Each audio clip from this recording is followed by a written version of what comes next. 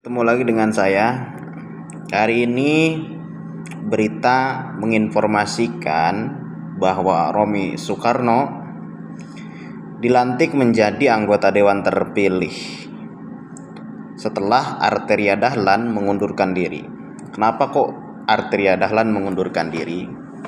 Menurut artikel yang saya baca, kemunduran Arteria Dahlan sebagai pengganti dari Bu Sri Rahayu, yang mana Bu Sri Rahayu pun sama mengundurkan diri, seharusnya kursi yang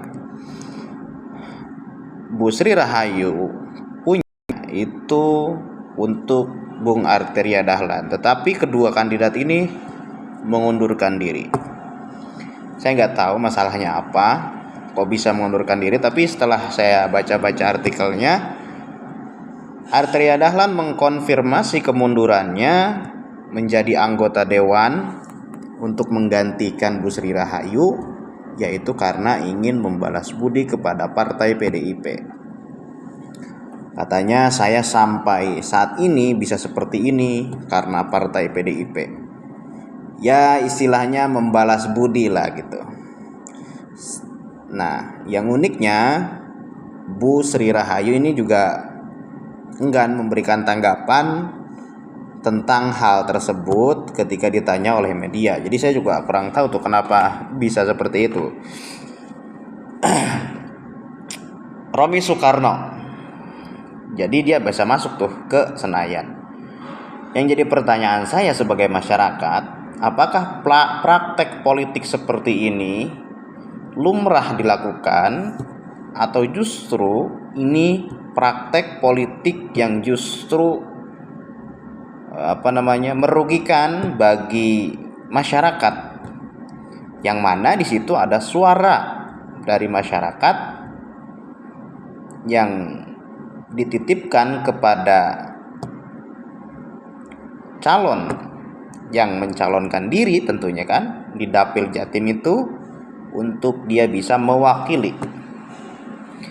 Saya tahu Romy Soekarno maju ataupun bisa masuk ke Senayan itu karena adanya putusan DPP Partai PDIP. Tapi apakah ini praktek politik yang harus kita lihat? Apakah ini tidak termasuk yang namanya dinasti politik? Sedangkan kalau lihat dari perolehan suara kan dia kalah tuh. Jadi bilangnya sih katanya Arteria Dahlan itu tidak dipaksa, tapi masa sih? Ini kan saya sebagai masyarakat berhak bersuara ya dengan hal ini, tapi kita kembalikan lagi kepada netizen ataupun orang-orang yang memang bisa mengkonfirmasi hal tersebut dan menjelaskan. Tapi saya sebagai rakyat justru mempertanyakan hal ini gitu. Kemarin kan kalau kita lihat, mereka ini sering sekali berteriak-teriak dan juga mengomentari Jokowi dinasti dan lain-lain. Nah, sekarang ini posisinya sama, ya kan? Bahkan kalau dilihat dari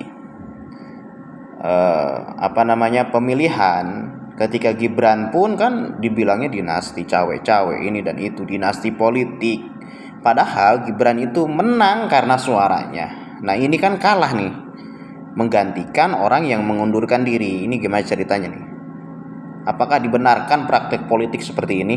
Coba komen di kolom komentar deh.